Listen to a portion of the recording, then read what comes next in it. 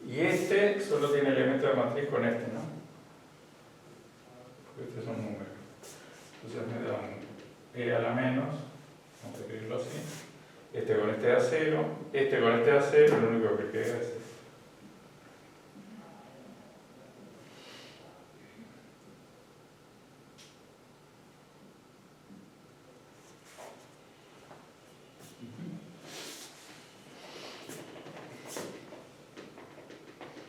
Y si lo hago con el autoestado menos, que me diría cuál es la amplitud de probabilidad. Fíjense, la amplitud de probabilidad de que esté en el estado más, dado E de X, ¿no? Dado que inicialmente estaba en el estado más de X, ya no es 1. Depende de esto. ¿Sí? Cuando haga este me va a dar seno, como podría intuir, porque digamos, tengo dos posibilidades, ¿no? A lo sumo podría haber una ambigüedad de una fase, ¿no?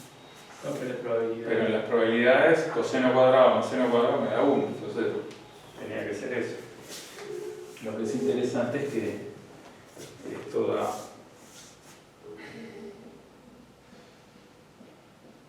más o menos de x en alfa t módulo cuadrado me da por coseno cuadrado o seno cuadrado. Es un poco lo que hicimos en la otra clase de resonancia. Esencialmente estamos haciendo algo muy parecido.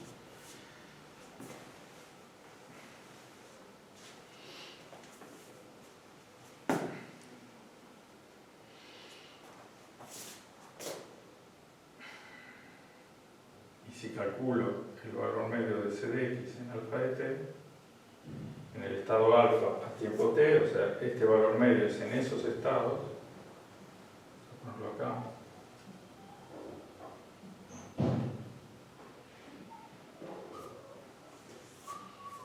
esto termina dando h barra sobre 2 coseno. Y si lo hago con SI me da seno. Es la misma.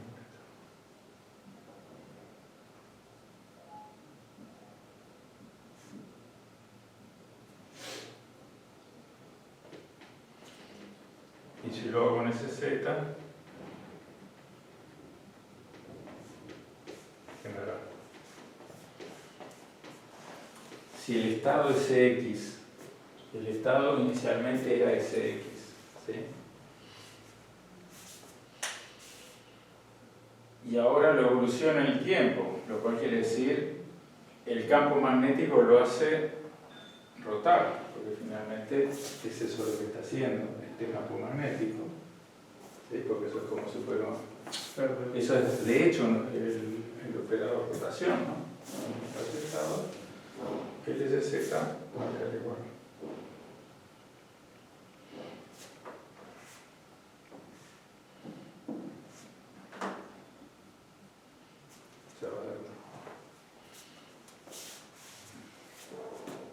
No, SZ va a dar 0, ¿no? Es el valor medio del... No tiene componente inicialmente. Sí, no tiene componente.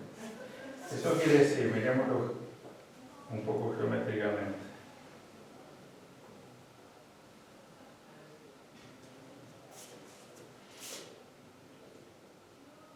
Que si este era el valor medio de S inicialmente, a tiempo t,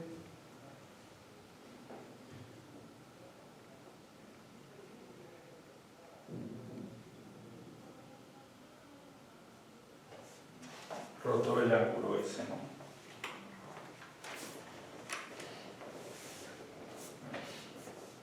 Omega t. O sea que el valor medio se comporta como un vector. Esto es lo que uno llama la precesión de spin. El spin en realidad es un operador. Lo que yo puedo medir es en todo caso valores medios. Y el valor medio del spin precede como un vector clásico. Igual que haría un momento angular cualquiera en un campo magnético B. ¿Sí? Precede. Con el ángulo omega z. El 1 medio 0.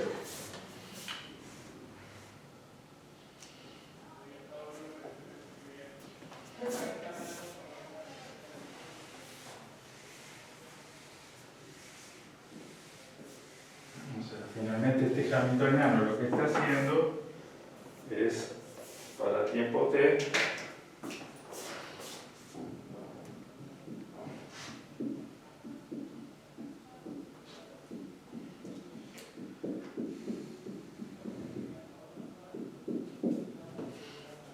el u de t es el operador de rotación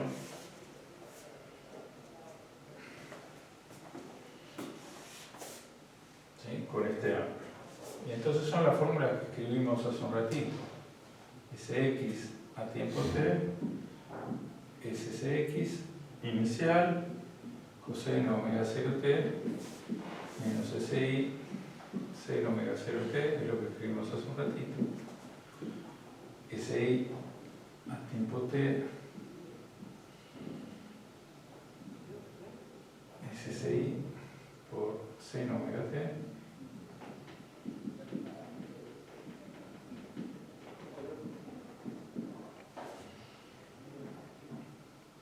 y en Sz en t me da lo mismo que Cz en el instante inicial. ¿Sí?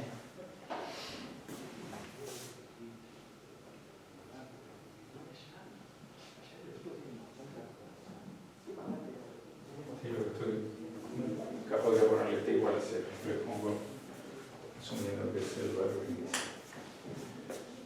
O sea que acá tenemos explícitamente, hecho a través de la dinámica del operador evolución, ¿sí? La rotación.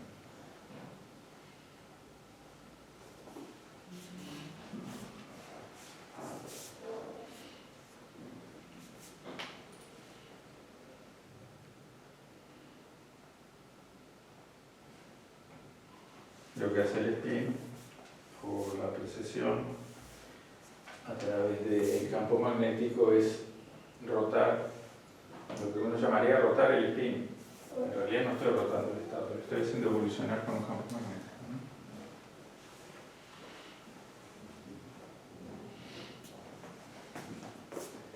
El periodo de precesión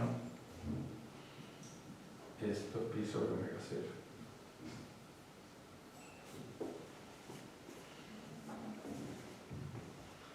Mientras que el periodo del estado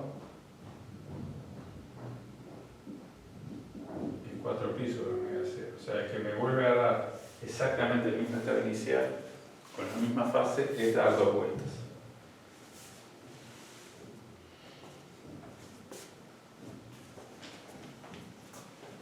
Vamos a seguir un poquito con el punto medio.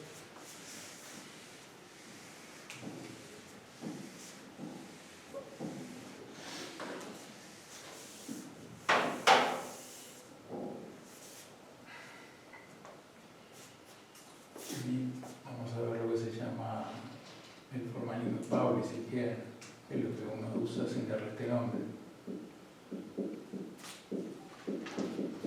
El fin medio. Sí, esto es física de un ciclo.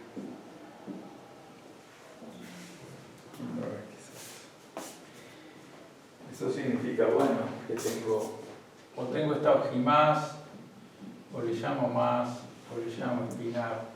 Uno usa la notación que quiera, las van a ver todas. O G menos. Y acá lo sencillo es que mi espacio de estados tiene una base de tamaño 2 y tengo entonces un espacio de dimensión 2 y todo lo que pasa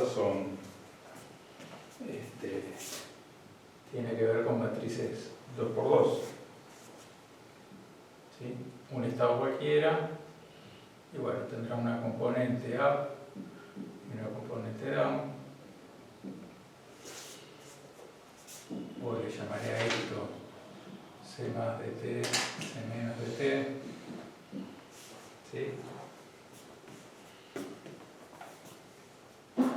Y usaré todas las propiedades que tengo de las matrices de Pauli. ¿Sí? Las matrices de Pauli tienen un montón de propiedades que son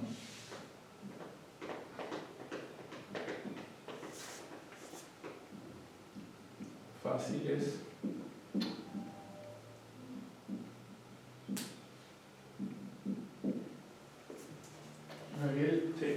revisando ahora. Sí.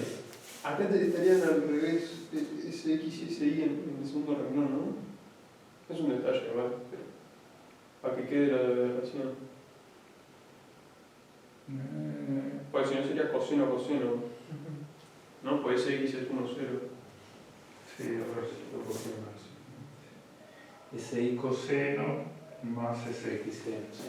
Ah. Sí, es la rotación.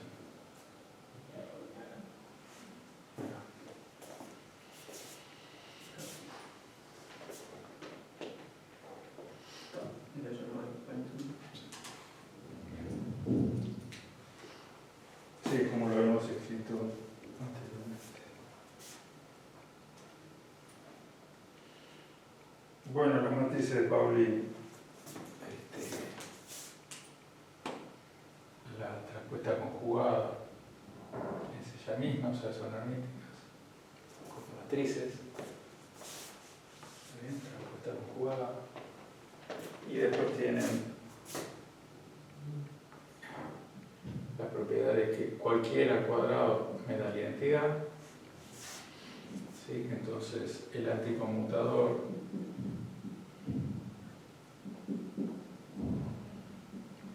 me da 2 de TJ, porque el anticonmutador sabe lo que es, ¿no? Esto se define como sigma I sigma J más sigma J sigma I. Si son iguales me tiene que volver a dar esto, ¿no? Y si son diferentes resulta que el anticonmutador es 0. O sea que invertir dos matrices Pauli es lo mismo que cambiarle el signo a ese producto. ¿Okay? Si son diferentes. ¿Sí? Sigma 1, sigma 2 es menos sigma 1. Eso es lo que dice este cuadro. Después hay otras identidades que pueden ser útiles, las voy a escribir. Una es el conmutador. Se obtiene todo remando un poquito, ¿no? Gastando un poco el lápiz. Esto es 2i epsilon i jk sigma k. O sea, el conmutador vuelve a dar una.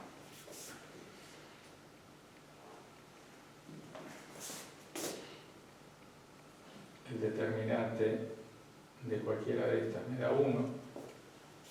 Menos 1, digo.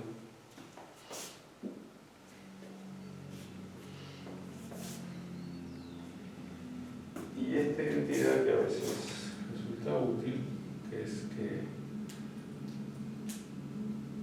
el producto este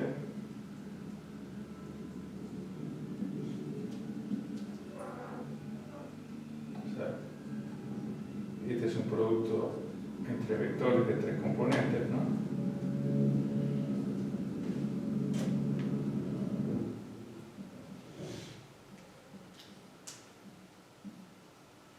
Esto, como tiene dos matrices sigma, ese producto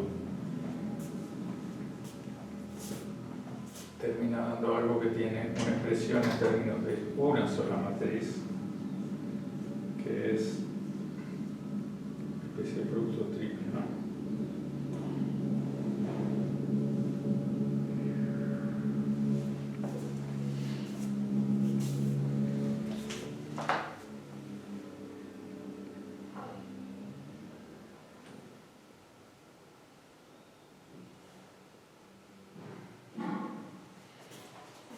Propiedad es que la traza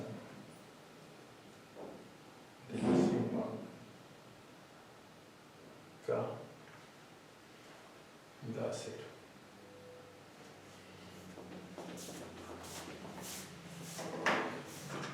No dicen mis apuntes.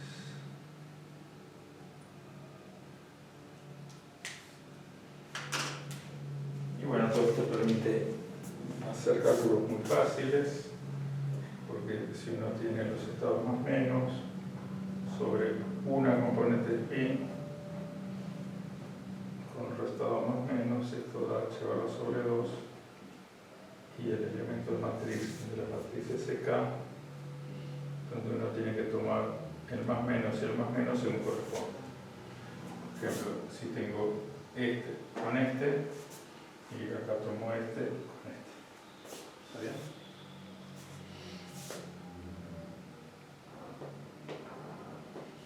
¿Puedes ver eso? Digo, esa notación tiene los 4 productos de los 4 elementos nativos. Más, menos más y menos. Entonces cuando lo anoto así, quiere decir que, por ejemplo, si tomo menos SK más, es acá tomar el elemento menos más. Y menos y más significan 1 y 2 en la notación de esas matrices 2x2, ¿no? El 1, 1 sería el de arriba a la izquierda. ¿Sí? Así.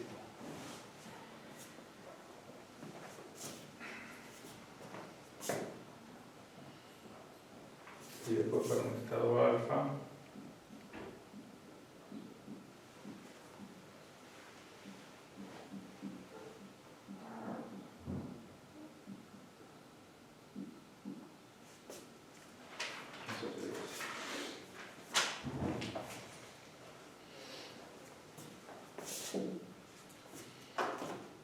Entonces, bueno, si tengo los operadores de spin, que en este espacio de 2 dimensiones tienen una representación simplemente algebraica a través de las matrices de Pauli, y bueno, puedo calcular explícitamente cómo en ese espacio de 2 dimensiones opera este operador, como matriz de operadores. Acá estoy tomando ya coordenadas en ese espacio. Entonces eso va a ser un operador, ¿sí? En este espacio de 2 dimensiones va a ser una matriz 2x2. Y esa matriz 2x2 es E a la menos I, S escalar N, por phi sobre H bar. O lo que es lo mismo, E a la menos I, sigma escalar N, phi sobre 2. Puse el H barra sobre 2. Y entonces tengo que calcular esto. Para calcular esto voy a usar esta fórmula. Sigma por N, sigma por N. ¿No?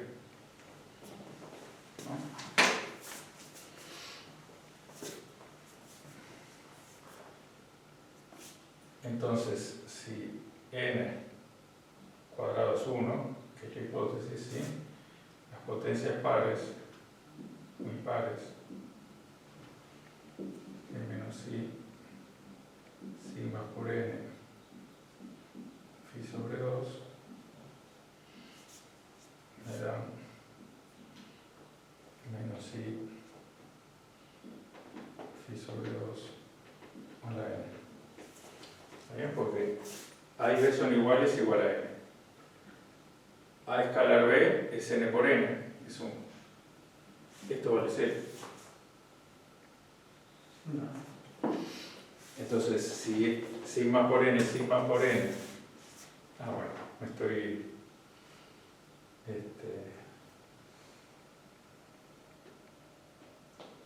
Vamos a poner las pares, ¿no? Acá lo que hice son las pares, ¿no? Si tengo esto 2 veces, este se va, ¿sí? Me queda esto. Ahora, si lo tuviera 4 veces, es esto 2 veces, y así sucesivamente. Y lo único que sobrevive es el coeficiente todas las veces que sea necesario. Las potencias impares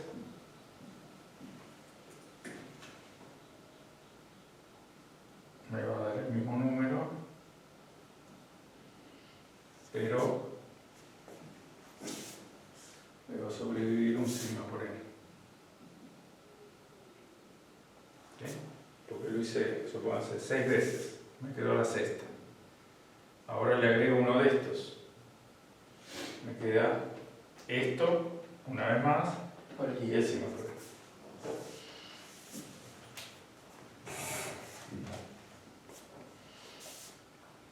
O sea, sigma por N, si lo elevo a la N, si N es par, me da 1, y si N es impar, es sigma por N. Así que eso Bueno, claro.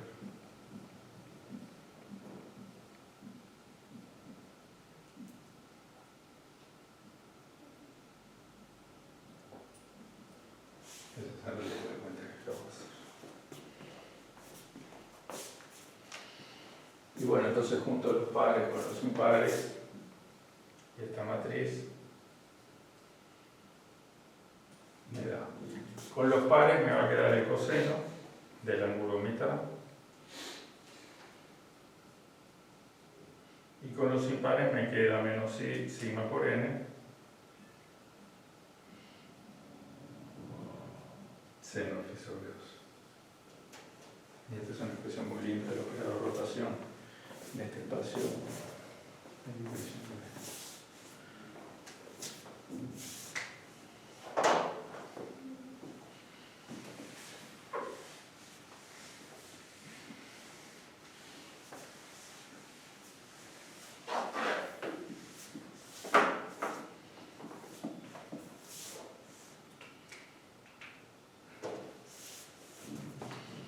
También puedo hacer esa cuenta y escribir explícitamente. Simplemente tengo que sustituir las matrices de Pauli por su expresión. Y n por su expresión tengo que hacer sigma por n, donde sigma son estas tres, y n es n1, n2, n3, o nx, ny, nz. Y si hago eso, la matriz 2 por 2 queda coseno de phi sobre 2 menos i nz seno de phi sobre 2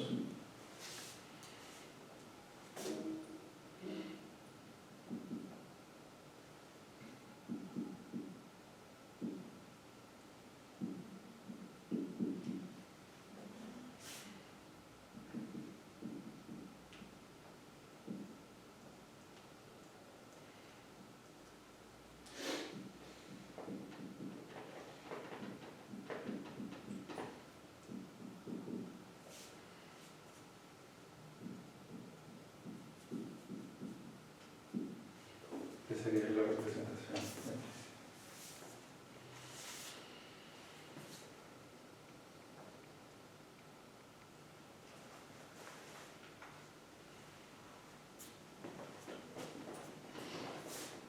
Por ejemplo, si phi es 2pi, ¿qué me tiene que dar esta d? Y me tiene que dar menos la identidad, ¿no? El estado cambiado por el opuesto, eso ya lo hemos visto varias veces. Y efectivamente, si pongo phi 2pi, todos los senos se van. ¿Sí? O sea que acá me queda 0, 0.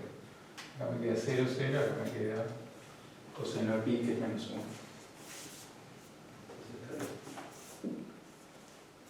Un chequeo elemental.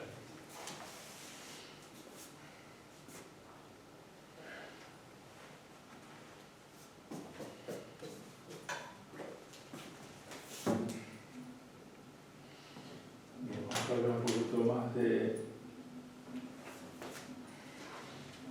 rotaciones y grupos.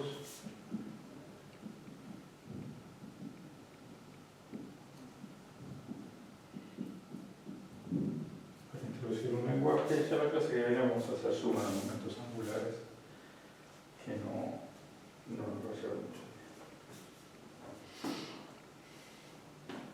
Bueno, las rotaciones están definidas con 3 parámetros reales.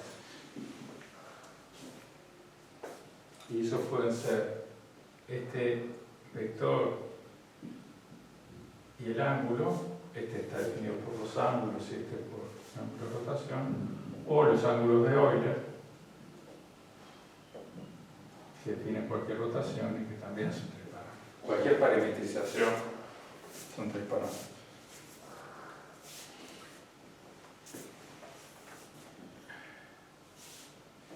Y la composición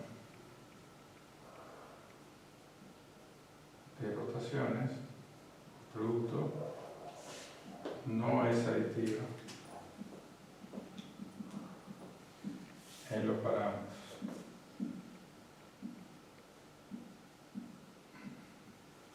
O sea que si yo yo tengo una rotación n phi y después le hago otra rotación n' phi', ¿sí? Esto no me va a dar la rotación total.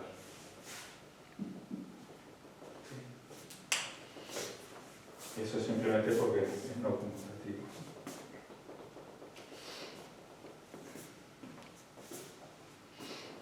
O sea, n segunda no va a ser n' más n, y phi segunda no va a ser phi más phi'. Que voy a tener, sí voy a tener una rotación, pero no va a ser la suma de los ejes. Eso es algo muy naive. ¿Por qué digo que tiene 3 parámetros?